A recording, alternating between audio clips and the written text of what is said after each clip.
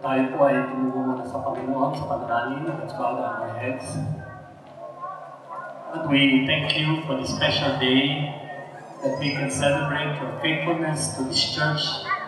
Salamat po sa mga ginamit pong pioneers at mga pinuno ng iglesia nito sa mga nagdaang taon. Salamat din po sa mga naging bunga ng gawain ng iglesia nito. At Panginoon, dalangin ko po na yung mensahe ngayong hapon ay magiging pagpapala upang ang iglesia nito ay lalo pang sumigla at lalo pang magbunga sa mga darating na panahon. At upang sa iyong pagdating, Panginoon, maglulugod ka na tanggapin ang iglesia nito sa iyong kaharian. Ito po ang aming dalangin ng paghiling, ng pagkapuspusan, patnubay, at patuturo ng Banal na Espiritu Santo. Sa pangalan ni Jesus, itong aming dalangin. Amen. Ang title po ng ating mensahe ngayong hapon ay God's Design for the Church, especially for your church that is celebrating your 35th anniversary. Parang sabay po tayo Nung magpastor po ako ay 1982. Nung mag-resign po ako sa Construction Development Corporation of the Philippines as project manager in 1979, nag-aral po ako sa ATS ng 3 taon. At noong 1982, nagsimula po akong maging pastor at nagpapasalamat po ako sa Diyos kasi nakalimang simbahan po ako. At binibigyan ako ng Panginoon ng patuloy na kalakasan at saka sigla para maglingkod. Starting next month, the church gave me my 4th sabbatical leave. Kasi tuwing nakaka 7 years po ako, binibigyan po ako ng simbahan ng mahabang panahon para pahinga, mag-recharge, at saka recently para po sumulat ng libro. So, ang dalangin ko po, itong August hanggang January, makasulat po ako siguro isa o 2 libro para magamit ng marami. So, ano po ang disenyo ng Panginoon sa mga simbahan? Yep. Una. Yung pong inyong tema ay galing sa Ezekiel chapter 34. Itong passage dahil ang Ezekiel 34 ay mensahe sa mga namiminuno sa Israel. Ang mga pinuno sa Israel, 3 po silang grupo. Number 1, yung hari. Number 2, yung prophets. Number 3, yung mga pari. Para din yung gobyerno natin yan, 3 rin ang ating namiminuno. Ang executive, ang legislative, judiciary. So,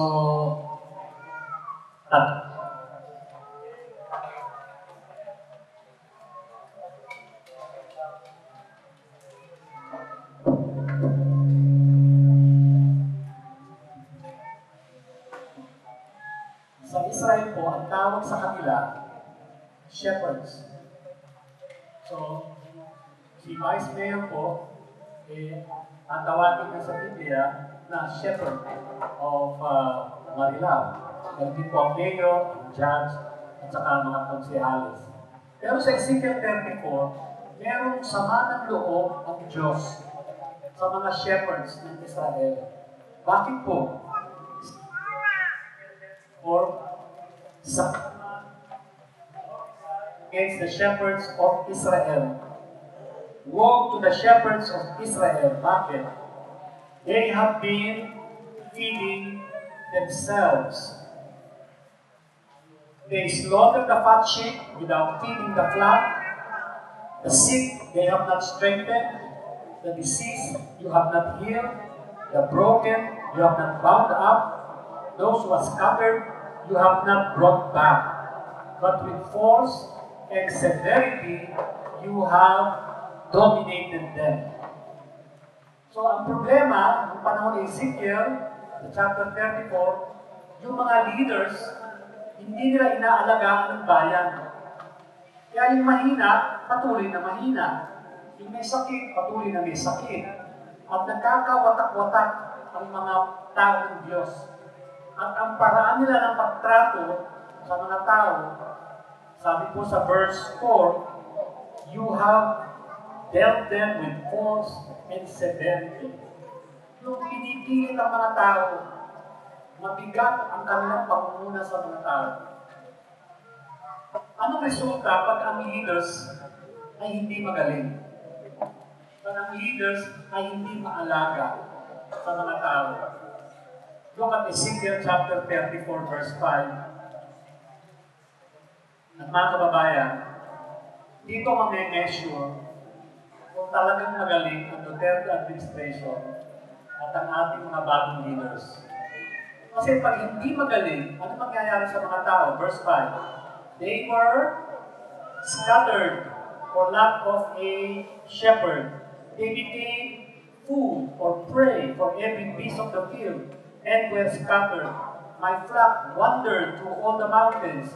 My flock was scattered over all the surface of the earth, and there was no one to search or seek for. Stand before you this afternoon. We have more than 10 million Filipinos scattered all over the world. And what are they doing? They work. They sacrifice. They work hard for their families. But while working for their families, and while we call them our modern heroes, actually, it is a reflection of, bad governance. Why? When people have to leave their homes, when people have to leave their children just to feed them, it means the leaders are not taking care of them. Kasi may cost yan eh. Pag inilayo mo ang mga magulang, pag inilayo mo ang asawa sa kanyang asawa at mga anak, ano po mangyayari? Eh dito nga sa Pilipinas, magkasama na mag-asawa, nagkakaroon pa ng kirida eh. Dito nga sa Pilipinas, kasama na ng mga anak ng kanilang magulang, nagdadrugs pa eh. Eh di lalo na kapag walang magulang, lalo na kapag walang asawa. At yan ang nangyari sa bayan ng Diyos noong panahon ni Ezekiel.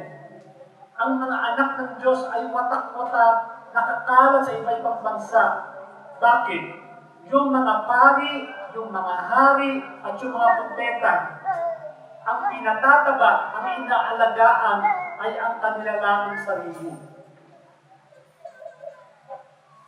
Sa chapter na ito, makikita natin na hindi lang may tampo ang Diyos, may gagawin siya. Sabi sa Ezekiel 34 verse 10, I am against the shepherds. So the shepherds will not feed themselves anymore. But I will deliver my flock from their mouth.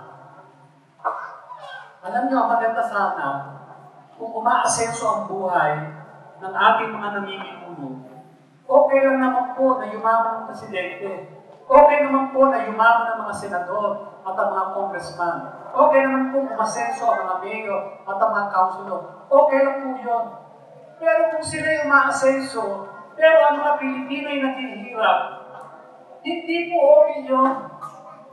Hindi maganda na ang pastor ng simbahan ay umaangat ang buhay, pero ang mga miyembro ng simbahan ay naghihirap. Hindi po pwede yun. Magandang leadership, nadadala ng leaders ang kanyang mga tupa, ang kanyang mga nasasakupan kung nasaan siya. You know, if you look at our congressmen today and our senators, almost all of them, with a few exceptions, are billionaires. Mayaman na sila eh. Mayaman na. Pero alam nyo, ang poverty statistics ng Pilipinas malungkot pa din.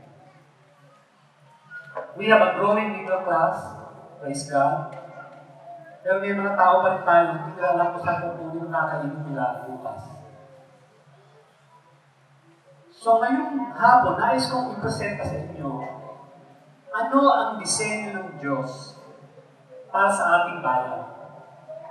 Ano ang disenyo ng Diyos para sa mga miyembro ng ang bayan ng Diyos? At sana, pag nakita-kita ulit tayo, meron ng improvement yung disenyo dito. Tatlo pong bagay ang gustong makita ng Diyos sa kanyang bayan. Ezekiel 34:25. Sabi ng Diyos, I will make a covenant of peace with them.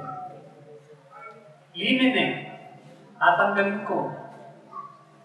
I will eliminate the harmful beast from the land, so that my people will live securely in the wilderness and they will sleep in the woods. Gusto po ng Diyos ang kanyang bayan ay may kapayapaan, natutulog ng mapayapa. Alam nyo, kaya po nanalo si Presidente Duterte. Kasi ayaw na po ng mga Pilipino, at least 38% na pakyot. Gusto na ng mga Pilipino, yung mga anak nilang babae, lalakad ng kalsada at may kapayapaan sila. Napasok ang mga bata sa eskwela na panatag ang loob nila. Na yung baong ibinibigay nila, hindi pupunta sa drugs. Mga kapatid, can you imagine? Last night, the PNP officers were being interviewed in the radio. And they said 92% of all barangays in the Philippines are affected by drugs. 92%! At kung kayo po ay sa inyong pamilya ay walang drug addict, napakapalad ko po. Pero yung mga pamilya na meron silang anak, pamangkin, apo, na lulong sa gamot, malulungkot kayo kasi yung isip nasisira, yung buhay nasisira, yung kinabukasan nasisira. Ayaw ng Diyos ito. Ang gusto ng Diyos, ang kanyang bayan, ang kanyang mga anak, ay mamumuhay ng mapayapa. They will live securely in the land. Na yung magulang matutulog sa gabi kasi walang inaalala na yung anak nila kung nasaan o may mangyayari sa kanila. Sabi po sa Ezekiel 34, they will no longer be praised for the nation. Hindi sila abusuhin ng mga bansa.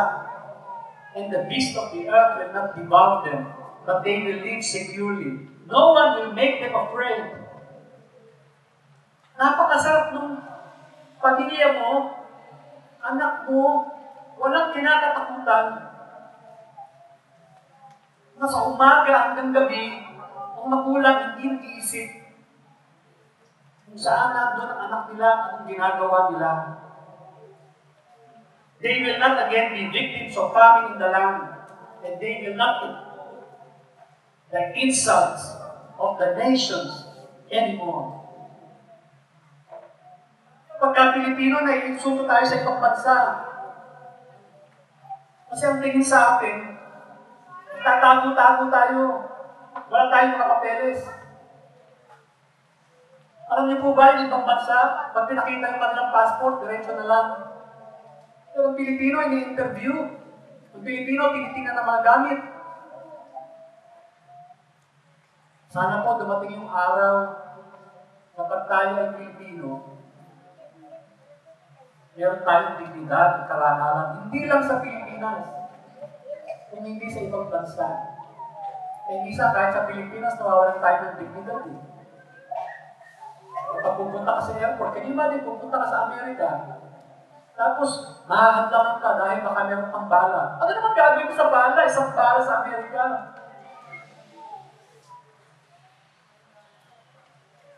Minsan tayo ang sumisira sa karangalan ng ating sarili. Hindi natin nire-respeto ang ating sarili. Pero ang Diyos, nais ng Diyos na tayo na nilikha sa sarili ng walis ay mamuhay ng may kapanatagan at kapayapaan. Tingnan niyo po sa Bagong Tipan, ang sinabi ni Apostol Pablo, do not be anxious about anything. Alam niyo, tayo sa Bulacan, ang ina ko po ay taga San Miguel, Bulacan. Masarap pong managali din. Sa Ingles, ang tawag lang anxiety. Yan. Pero sa Pilipino, ang ganda ng salita ay, huwag kang mag-alala. Huwag kang mag-agam-agam. Huwag kang mabalisa. Yan, di ba? Pero niyo, maraming Pilipino ngayon, sanay kasi tayo, di ba, na kahit mabigat ang buhay, nakakakiti tayo. Pero madami ng Pilipino ngayon 50 anos pa lang, mukha ng 70 Bakit? Kasi marami siyang iniisip, maraming inaalala, maraming kabalisahan. Hindi gusto ito ng Diyos. Alam niyo po ba ang gusto ng Diyos? Sabi sa 1 Thessalonians chapter 5, verse 16, rejoice always! Magalak palagi! Kung may problema, manalangin palagi. Pasalamat sa Diyos palagi. Ito ang kalooban ng Diyos sa atin. Binigyan tayo ng Diyos ng talento sa awit, talento sa pagsayaw, talentong magsaya. Pero maraming umaawit, masaya mo pa, pero pag alis siya sa pagpunta sa backstage, umiiyak na siya. Kasi sira ang buhay niya. Sira ang pamilya niya. Do not worry about anything, sabi ni Paul. Anong gagawin ko? By prayer and petition, with thanksgiving, present your request to God. At ang promise. Anong promise po? The peace of God. Ang kapayapaan, ang kapahingahan ng Diyos ay sa atin at mag-aalaga sa ating mga puso at mga isip. Alam niyo po, yung sakit sa buto, pag nabalian ka, ako po ay namagal ang aking puho. Madaling gamutin At alam mo nang magaling na. Bakit mo po alam na magaling na? Kasi wala nang baka nakagagalaw ka na. Pero yung sakit sa loob, yung pag-aalala sa isip, hindi mo alam kung tapos na o hindi. Kung ang iyong asawang lalaki, kala na gwapo siya. No. Kala niya, lapitin siya ng mga babae. So yung asawa ng mga babae, iniisip, nasa na yung asawa ko, ano kayong ginagawa niya. Hindi mo madali yun. Yung estudyante nag-aaral, pero hindi na lang kung may pag-tuition siya, second semester, hindi mo madali yun. Pero ang tugon ng Diyos, huwag mag-alala. Ilapit sa Kanya. At tingnan niyo po ang pangako ng Panginoong Jesucristo sa John 14. Peace I live with you. Ano po kasunod? My peace I give to you. Kasi yung peace po ng iba, pag binigay sa'yo, at ka, yung patatahimikin ka na. Hindi peace yun Kamatayan yun. Yung pagka hindi ka makatulog, iinom ka ng gamot para makapahinga yung isip mo. Hindi rin peace yun kasi pag ang dami mo nang iniinom na gamot. Pero kung nais mo makaranas ng buhay na mapayapa, buhay na secure, ang buhay na ito ay galing lang sa Panginoon. Peace I live with you, my peace I give to you. I do not give to you as the world gives. So, do not let your hearts be troubled. Do not be scared. John 16:33, in the world you have tribulation. Maraming problema sa mundo. Pero kung kasama natin ang Panginoon, we will overcome those problems. So yun ang unang buhay na nais ng Diyos sa inyo at sa akin. That we will live peacefully. We will live securely. Pangalawa, at ito po ang tema ng inyong celebration ngayong hapon. 34 verse 26. I will make them, sabi ni God, and the places around my hill a blessing, and I will cause showers to come down in the season. Anong klaseng showers sila? They will be showers of blessing. At kung hindi natin naintindihan yun, anong sabihin ng showers of blessing? The tree of the field will yield its fruit. The earth will yield its increase, and they will be secure in the land. Kasi kung nasa lupa ka naman, nasa iyong bayan ka, nasa iyong pamilya ka, pero wala kang makakainin, hindi pwedeng tinginan lang kayo ng tinginan. Pero kung kasama daw natin ng Diyos, kasama natin ng Panginoon, He will cause, gagawa ang Diyos ng paraan para umulan, dumating sa atin ang mga pagpapala at magbunga ang ating mga buhay. Pastor, does God really want us to prosper? Pastor Manuel ata, prosperity gospel preacher. Alam niyo, ang kaibahan natin sa prosperity gospel preachers, ganito. Sila, ganito. Pag ginawa mo to, ginawa mo to, ginawa mo to, yayaman ka. Gaganda ang buhay mo. Ibig sabihin, sa gospel prosperity preaching, minsan hindi mo kailangan ng Diyos. Kailangan mo lang sundin yung sinasabi ng preacher. Hindi po tayo gano'n. Ang ating pong prosperity, ang ating tagumpay, ay nakakabit sa Panginoon. Sabi po sa Joshua chapter 1 verse 8, keep this book of the law always on your lips. Meditate on it day and night, so that you may be careful to do according to what is written in it. At you will be prosperous and successful. Pero, ang success at ang prosperity nito ay nakakabit sa salita ng Panginoong Diyos. Hindi sa galing natin, hindi sa abilidad natin.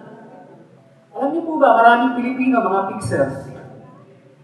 Ang tagal na nilang fixer, hanggang ngayon fixer pa din. Bakit? Umaasa sila sa kakayanan nila, at sorry for the word, sa kapal ng mukha. Ayaw nila magtrabaho. Gusto nila, ganun lang ang buhay nila.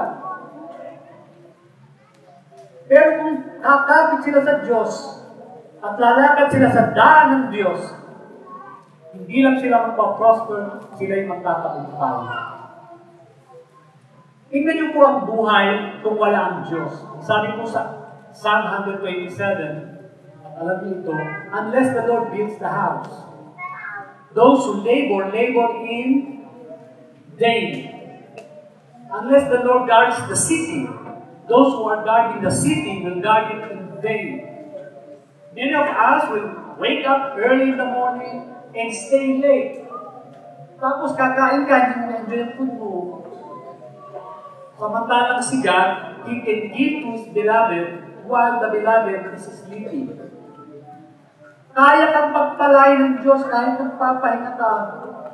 Pero may mga tao walang pahinga. Magtatrabaho ng Lunes hanggang Biyernes, tapos may trabaho pa din ng Sabado hanggang Linggo. Hindi po tama yun. Lahat ng perang kikitain mo, pag umidad ka na, gagastahin mo din para sa pagpapagamot sa sarili mo. Kasi sinira mo ang sarili mo. Medyo bata-bata ka pa. Yun ang utos ng Diyos eh. Ipamili, set aside ang isang araw para magpahinga. Pero walang tabas. isip. Gumagawa tayo ng mga desisyon na mali. Kasi pagod ka na eh. Hindi ka na makaisip ng tama. Pati naman yung mga nagbo-boyfriend o nag-girlfriend, hindi na makakuha ng tamang kapartner. Bakit? Masyado na sugatan na yung mga puso nila. Kaya pagka sugat na sugat yung puso, hindi na nagdidesisyon ayon sa isip.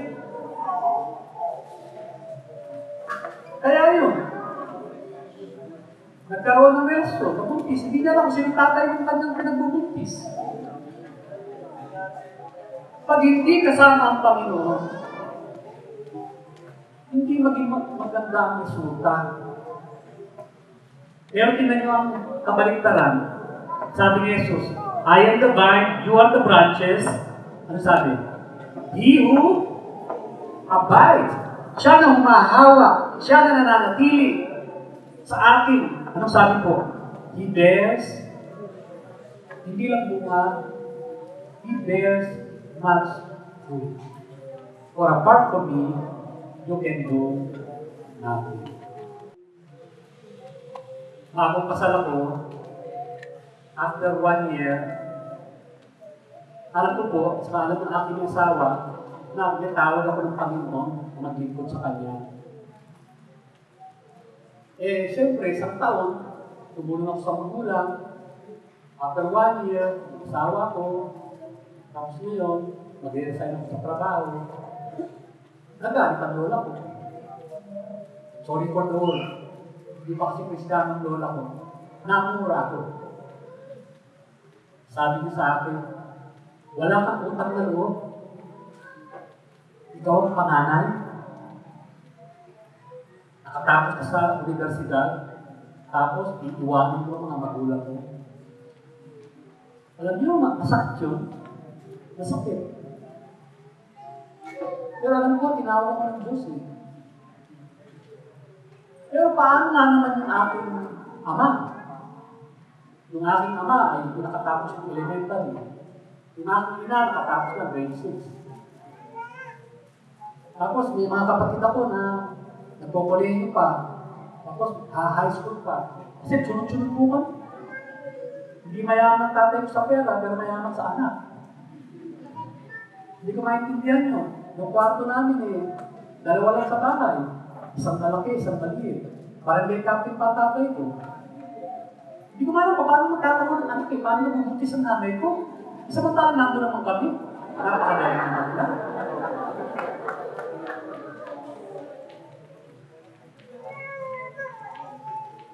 So, doon sa pagkakataon na yun, anong gagawin ko? Ang magagawa ko lang ay humawak sa Panginoon. Inausap ko po ang tatay ko, sabi ko sa kanya tayo, naalala nyo college ako, yung third year, sabi ko sa inyo, maglilingkod ako sa Diyos. Pero sabi nyo, mamili ka, tapusin mo pag-aaral mo, o pumasok ka sa Bible school. Sabi ko tayo, pinunod ko kita, at tapos ako sa iyo. Pero tinatawag ako ng Diyos. Eh, nung pong panahon na yun, nabuo na ngayon yung tatay ko. So sabi ko ng ama ko, sige, kung tama yung desisyon mo anak, sila na magkaalaga sa akin. Kung mali ang desisyon mo, I'm willing to suffer with you.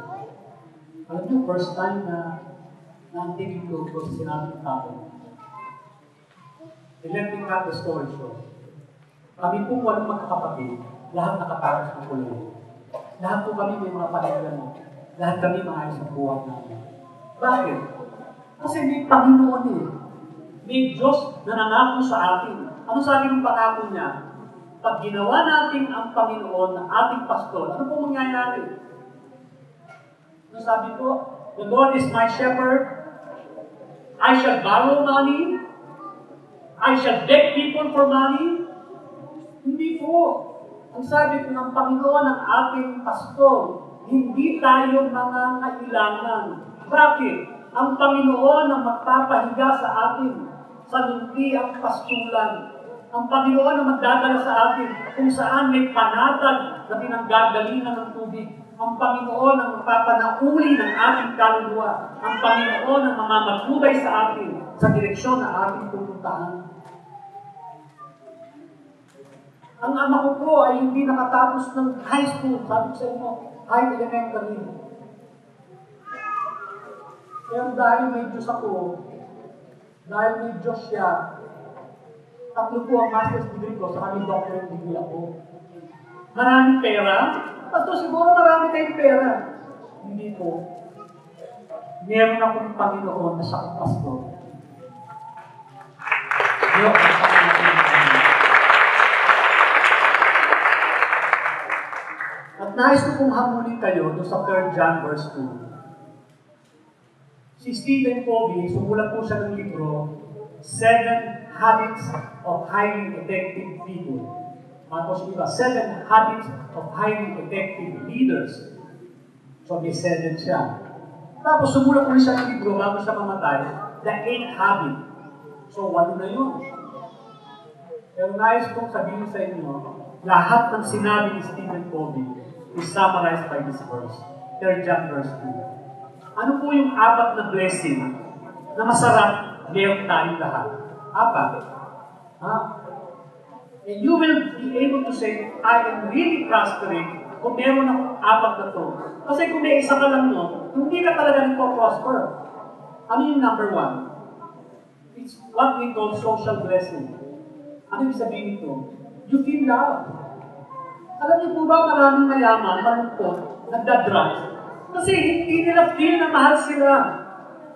Marami silang pera, pero hindi sila mahal. Pero kung ikaw ay may nagmamahal sa iyo na pamilya, may nagmamahal sa iyo na kapatid sa iglesia, may nagmamahal sa iyo kapatid, mapalad ka. May isa ka ng prosperity blessing. Ano yung pangalawa? I pray that in all respects you may, yan yung career natin. Kung ikaw ay mekaniko, you are prospering. Kung ikaw ay tindera, you are prospering. Kung ikaw ay driver, you are prospering. Alam niyo po, kung ikaw ay driver at 10 taon ka nang nag-drive, hindi pa sa'yo yung sasakyan mo, hindi prosperity yun. Ang maganda sana, nag-drive ka, pero after some time, yung dinadrive mo, yun na. Hindi mo na binabayaran. Yun ang prosperity. Pangatlo, ano kung sabi?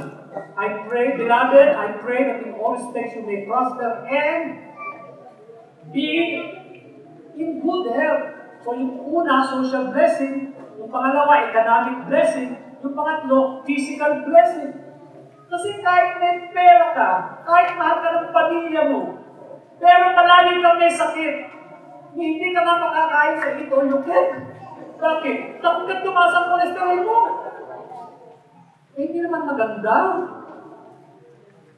Gusto ng Diyos na kayo at ako ay malusog. Kasi ang katawan natin ay templo ng Diyos. At dahil templo, kailangan aalagaan. And young people, huwag niyong ipaabuso ang inyong katawan kahit kami mo lang. Pag may nagsabi sa inyo, mga dalaga dito, mahal kita, tapos dadalhin ka sa hotel, sabihin mo, hindi mo ako mahal. You are just lasting for me. Maligo ka na lang na malamig na tubig.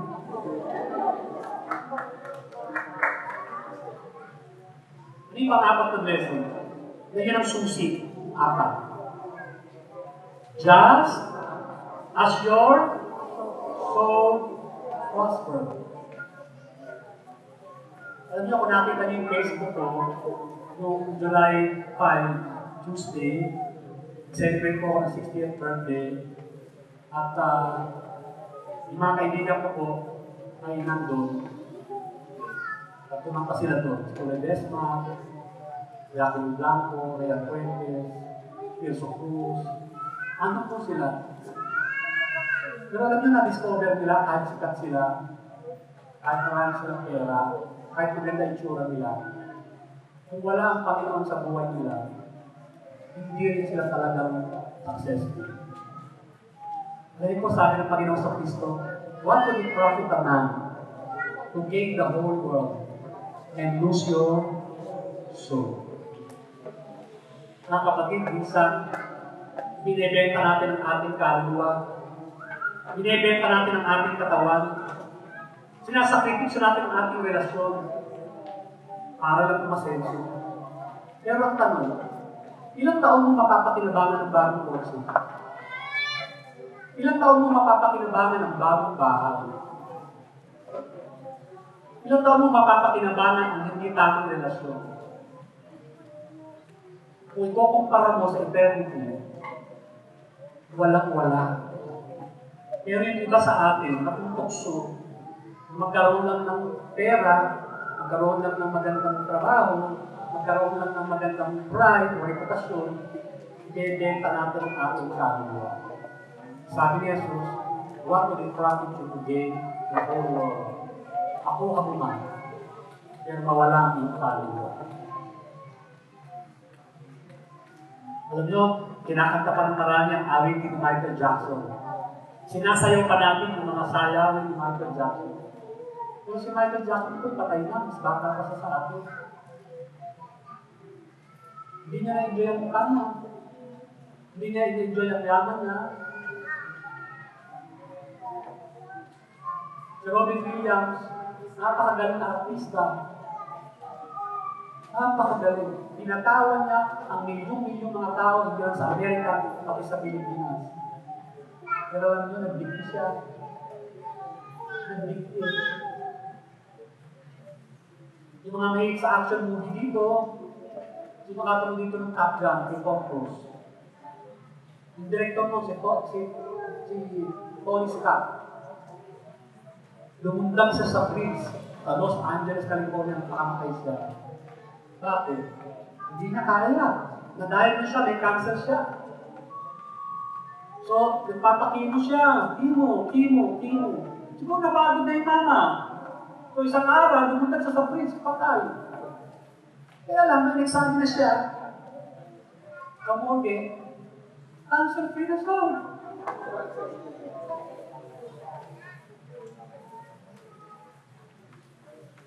Kapatid, hindi ito ang buhay ng gusto ng Diyos sa atin. Kailangan mo sirain ang buhay mo kung pakamatay ka. Kung meron kang pastor, hindi ka matatakot na lumakad sa gilid ng kamatayan. Kasi may kasama ka. Even though I walk through the valley of the shadow of death, I will fear no evil, for you are with me.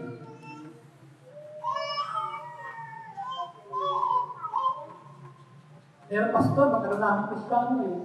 Eh bakit hindi pa umaasenso ang buhay ko? O yung kapitbahay ko matagal ng Kristiyano. Pero bakit hindi pa rin umaasenso ang buhay ko? Kapatid, kasi hindi naman automatic. Hindi ka naman pwede mag-ani ng halaman o ng puno kung hindi ka naman nagtatanong. Hindi na sa akin, ang tingin sa Christianity, magic eh. Hindi po. Kung nais natin umasenso, nais natin gumawa ng buhay natin, ano kung sabi sa Psalm 1? How blessed is the man who does not listen to the counsel of the wicked, nor stand in the way of sinners, nor sit in the seat of scoffers. But his delight is in the law of the Lord, and in his law he meditates day and night. At ang katulad niya, he will be like a tree, firmly planted along streams of water. Leaves are always green, bearing fruit in season. Look at the last statement. In whatever he does, he prospers. On Tuesday po, together with my family, my wife, my sister-in-law, meron pong burden na binigay sa akin ng Diyos. Sabi ko, Lord, hindi na sa akin ito, pastor ako eh, trabaho ko. Mag-share ng gospel, mag-alaga ng mga tao, pati ba naman itong mag-alaga ng mga balo, gagawin ko pa. Siguro Lord, iba na lang ang gumawa.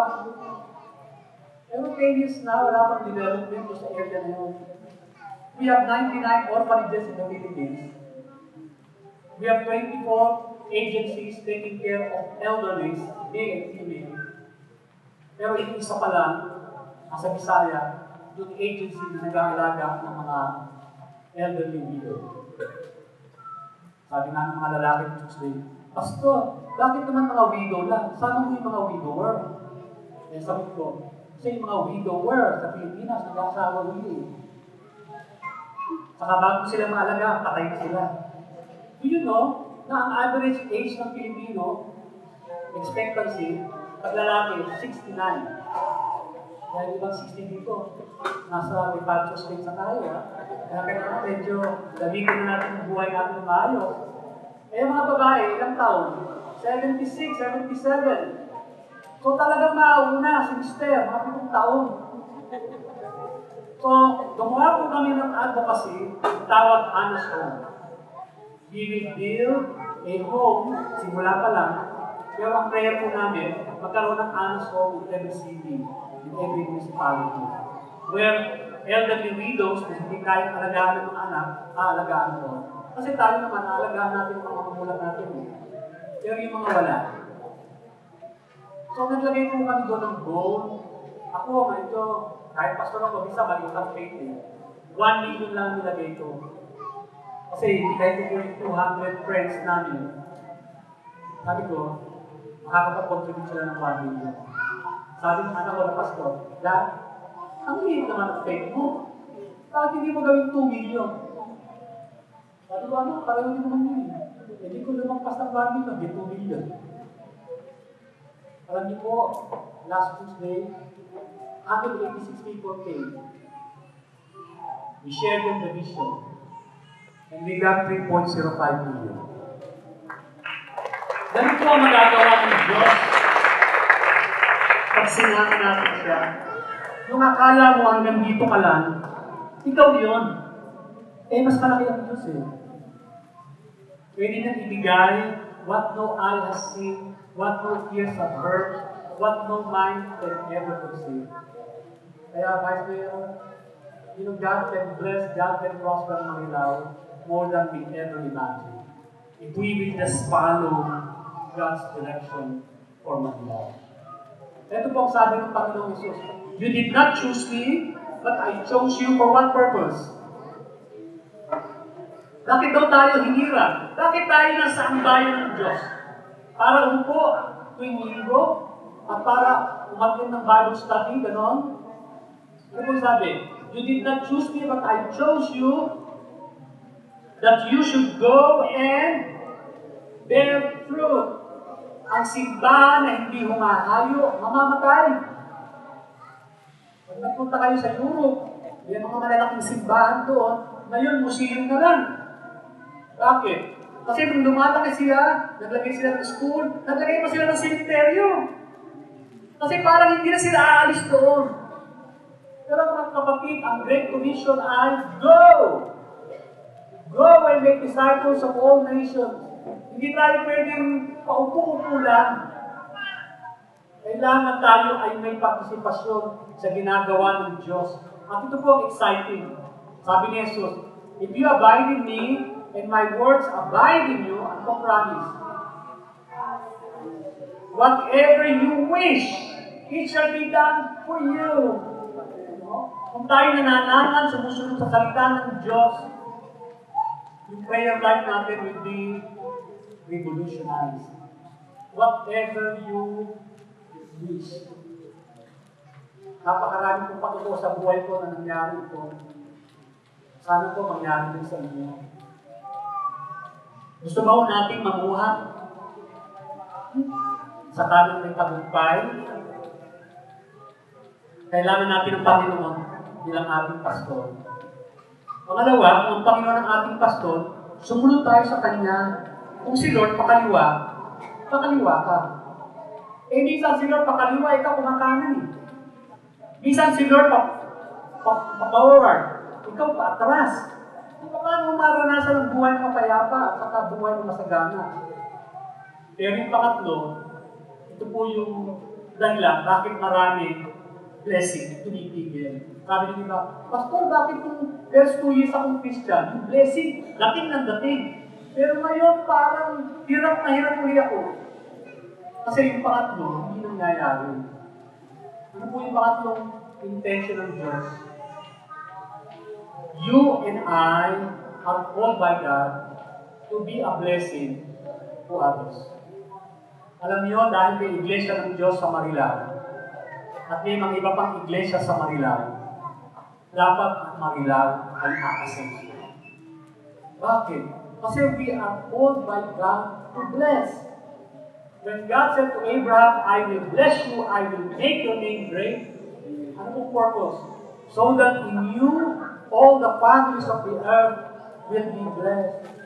Tingnan niyo po yung sabi ng Apostol Pablo, 2 Corinthians chapter 9, verse 8. God is able. Dalangin ko na hindi nababaha dito sa Marilao. Dahil God will give the leaders of Marilao wisdom, resources, how to make that flood not come again. Kasi sabi ko ba, Pastor, madali ka magsabi kasi hindi mo alam ang topography ng aming bayan. Alam niyo po ba na may isang bansa, yung Holland, yung kanilang lupa, below sea level. Below sea level. Mas mataas yung tubig kaysa sa lupa. Pero alam niyo po, hindi sila binabaha. Bakit gano'n? May ginawa sila May ginawa sila sa paligid ng kanilang bansa. Invest din. Gagamitin din tayo ng Panginoon na blessing sa iba. Practical po tayo, ha? I pray that all members of the Iglesia ng Diyos will pay their taxes. At Pastor, alam nyo, hindi maganda na we are praying for our city, we are praying for our country, tapos hindi tayo batay ng tax. Hindi tayo bumuboto, hindi natin sinusuporta ang mga leaders natin. Eh, yun ang gusto ng Diyos para magpala ang ating bayan. Kasi may tawag tayo na maging pagpapala. You know, 2 Corinthians 9:8, God is able to make all blessings abound toward you, so that always, having all sufficiency in all things. Ayaw ng Diyos na nangungutang tayo. Ayaw ng Diyos na nagpa-5-6 tayo. Ayaw ng Diyos na aabusuin mo ang sarili mo para magkapera ka. Kasi kaya ng Diyos na pagpalain ka. Kaya ng Diyos na punuin ang pangailangan mo. Kaya lang, may layunin ng Diyos. Bakit na gagawin nyo? Look at the second part of that verse. That you may have an abundance in every good work. Mga kapatid, tandaan nyo sinabi ni Pastor Norman dito sa lugar na ito. Pag kurimot ka, pag sarado ang kamay mo para tumulong sa simbahan o tumulong sa mga nangangailangan, paano pupunuin ng Diyos ang kamay na sarado? Pero kung ang kamay mo ay maluwag, palaging nagbubukas sa mga nangangailangan, palagi ang pupunuin ng Diyos. Simple na lang, mga kapatid. Kapag tinatakawan natin ng Diyos, maghihirap ang buhay natin. Pastora, hindi ko ninanakawan ng Diyos.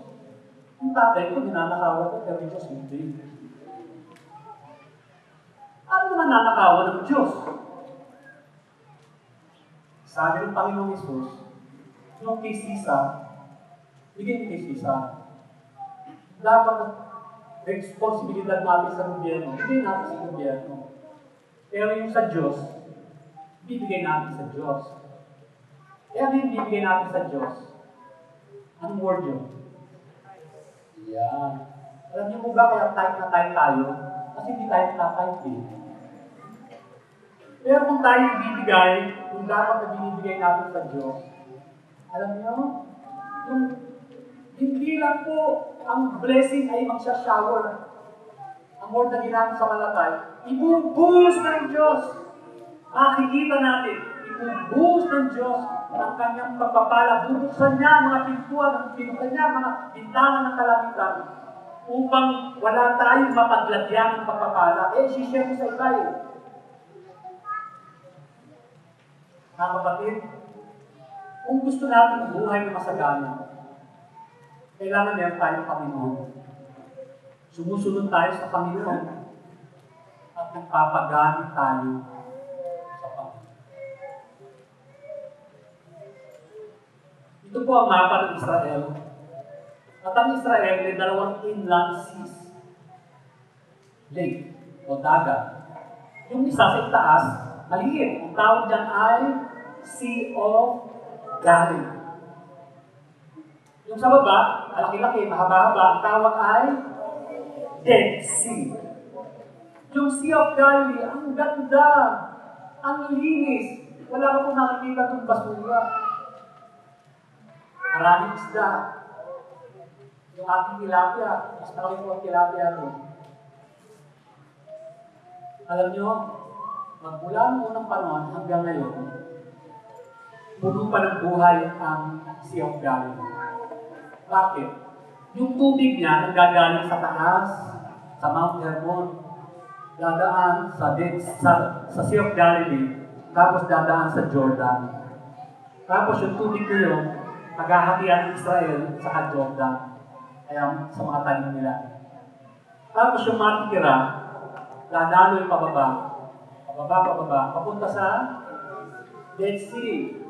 Actually, wala pong word ng Dead Sea sa original. Ang tawag doon, Sea of Salt. Salt Sea. Bakit sa Sea of Salt? Kasi kahit hindi mo kayo marunong lumangoy, hindi mo kailangan marunong lumangoy. Kasi aangat kayo doon. Ba't kayo aangat? Kasi napakaalat po eh. Ang salinity niya times 3 ng salinity sa ocean.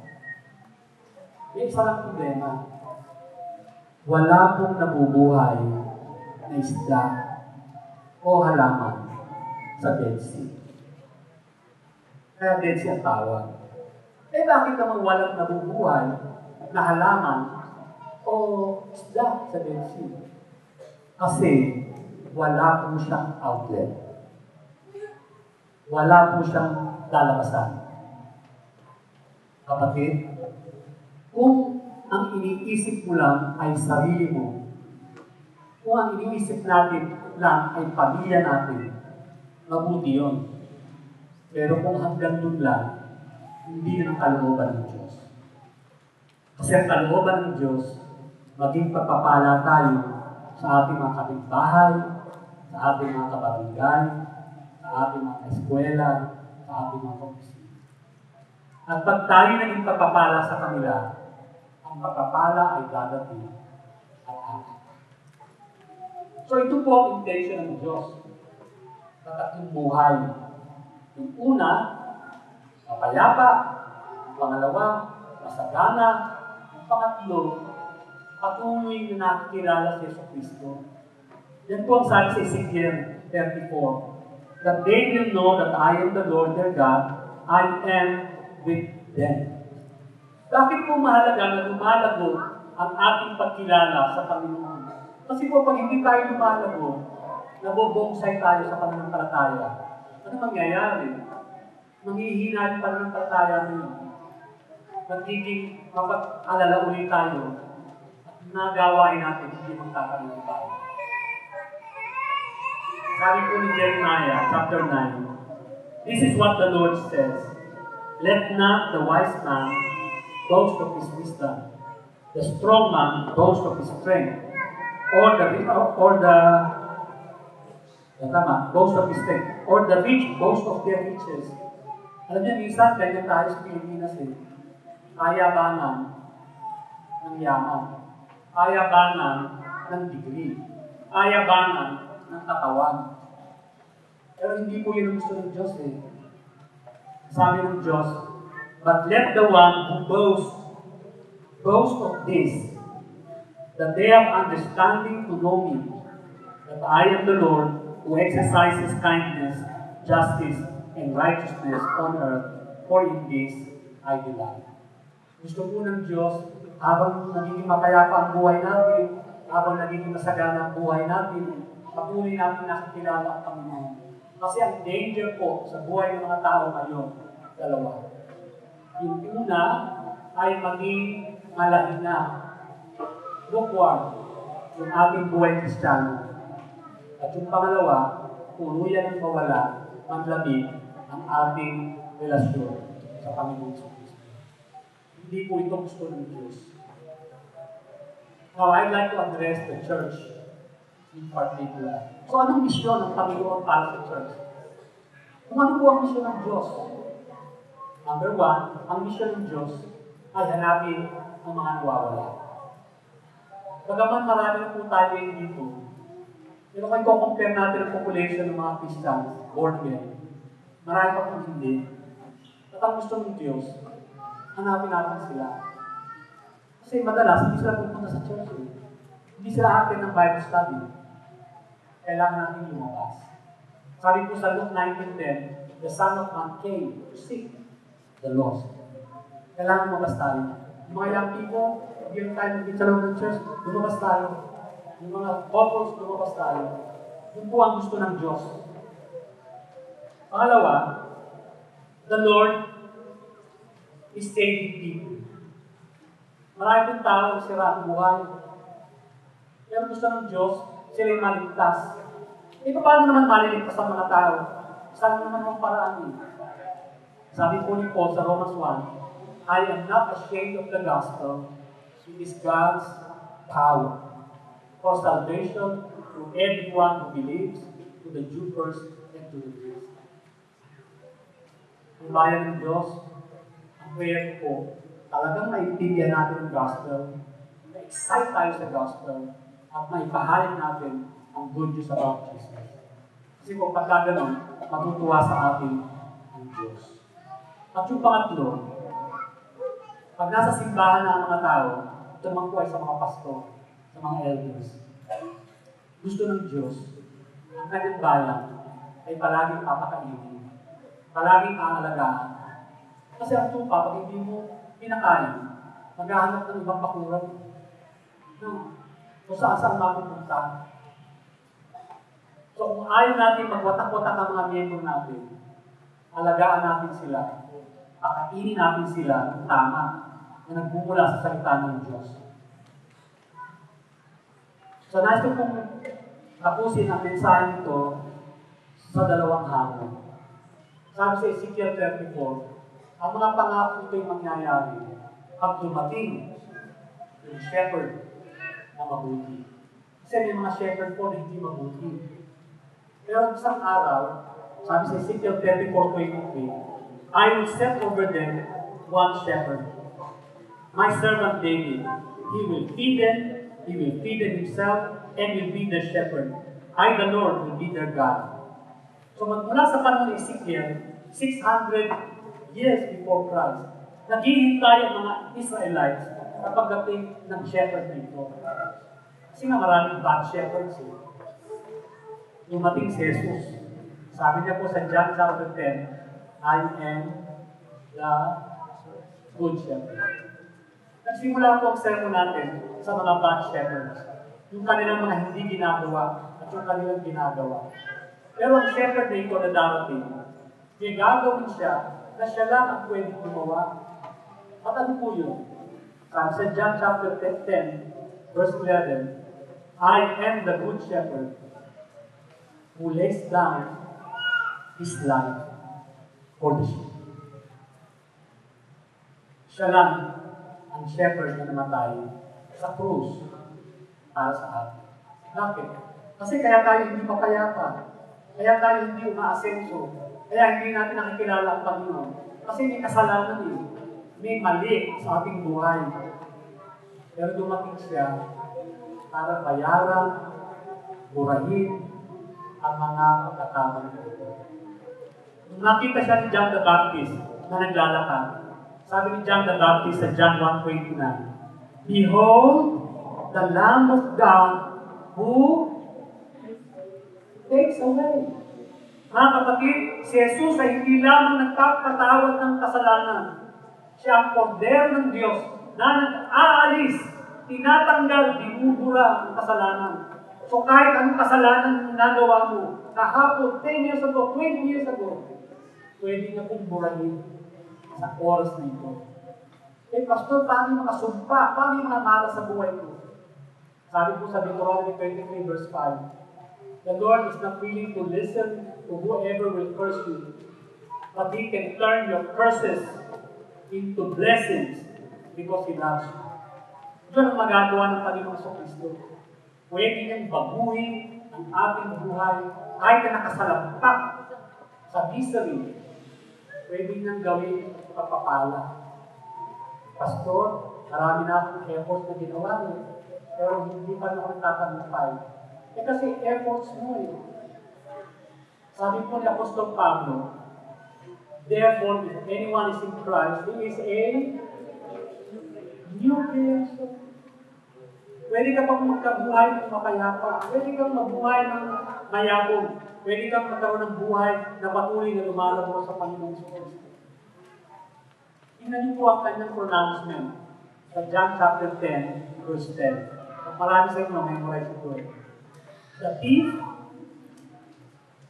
does not come except to steal, to kill, and to destroy. But I have come that they may have life, and that they may have it more abundantly. Yan ang gusto ng Panginoon. Yung life na mapayapa, yung life na mabunga, yung life na nagpapatuloy sa paglago sa Panginoon. Kapatid, ganito ba ang buhay mo? Kung hindi man, gusto mo ba ganito ang maging buhay mo? Simple lang po ang kailangan gawin. Sabi ni Jesus, my sheep hear my voice. I know them, and they follow. Let me end with an illustration coming from my car. Ilang days po ba ang kotse? Ilan? Kasi ngayon, automatic na yan. So, tatlo na lang ang automatic eh. Drive, neutral, o park, at saka reverse. Pero yung manual, ilang gears meron? 5. No? 5. Paano kung nasa North Luzon Expressway ka, tapos nagdadrive ka, second gear lang, ano mangyayari? Pastor, ano mangyayari? Yung bagal-bagal mo, ano mangyayari? Sorry po sorry. Mumurahin ka ng mga tao sa likod. Kasi nasa expressway ka eh. Dapat daw minimum 60 to 100. Ang bagal-bagal mo. Alam mo, maraming Christian, God has designed you and me to run 8 gear. Pero hanggang ngayon, yung buhay natin, nasa second gear pa lang. Hindi ba naman, yung buhay nila, Christian sila, nasa neutral pa din. Ang tagal-tagal na, hindi pa umaatras, hindi pa umusulong. Ang tagal mo ng Christian, more than 10 years. Hanggang ngayon naman ba, nag-aamin ka pa ng Bible study, hindi ka pa nagtuturo. Hindi ka pa nagsasabi sa church. The worst. Hindi ka na masulong. Paligas ka pa. Mga kapatid, narinig niyo po ang boses ng Panginoon ngayong hapon. Nais po ba ng buhay na ganito? Mapayapa. Hindi dahil walang problema. Pero dahil sa Jesus, mas malaki kaysa sa problema. Buhay na mayabong. Hindi dahil magaling ka. Kung hindi dahil ng Diyos, na nagbibigay sa iyo ng karunungan, ng opportunities. At yung buhay na yung love affair mo kay Jesus, lumalago. At yung love affair mo sa family mo, lumalago. Kahit may tumungo, nanalangin. Tingin po natin ang ating mga mata. Panginoon, salamat po sa tema ng iglesia nito na nagdiriwan ng 35 kaarawan. Salamat nais nila na nagkaroon ng simbahan na binubuhusan ng iyong pagpapala. At nais nila na maging pagpapala rin sa iba. Salamat dumating si Jesus upang maging daluyan ang mga pagpapalang ito. Hindi lamang ordinaryong pagpapala, kung hindi pagong-pagong, umaawas na pagpapala. Kung meron po dito ngayong hapon, at nais mo na mawala yung mga agam-agam, Nais mong mawala yung kabalisahan, pag-alala sa buhay mo. Ngayong hapon, pwede mangyari ito. Tumayo ka lang kapatid. At sa iyong pagtayo, sinasabi mo, Panginoon, aking dinadala sa trono ng iyong biyaya ang lahat ng aking alalahanin, lahat ng aking problema, lahat ng aking mga pag-aalala. Pagtitiwalaan kita bilang aking pastor. Meron po bang gusto unahan ko? Stand up and I will be praying for you. Yes, praise God. At kung meron naman dito, na you have done your best, pero feeling mo, your best is still not enough. Baka kailangan mo na mayroong shepherd na mamuna sa iyo. Kung ito ang nais mo, tumayo ka lang din. At kung meron naman dito na dati excited ka kita, dati rami mainit ang pagmamahalan mo sa Panginoon, pero ngayon mga araw ko parang maligam-gam. Pero nais mong bumalik ang init ng iyong relasyon sa Panginoon. Tumayo ka din kapatid. Nakikita mo po ang iyong mga kumpa, ang iyong mga anak. Narinig nila ang tinig na nagmumula sa iyong anak na si Jesus. At sila'y tumakapit muli sa Kanya. Sila ay nagtitiwala at ipinagtitiwala ang buhay, pamilya, kinabukasan sa iyo. At Panginoon, ngayong hapon nais nilang sumunod sa iyo. Dalangin ko po sa pangalan ni Jesus at sa kapangyarihan ng Banal na Espiritu Santo na ang kapayapaan ng Panginoong Jesucristo ang mananatili sa kanilang mga buhay,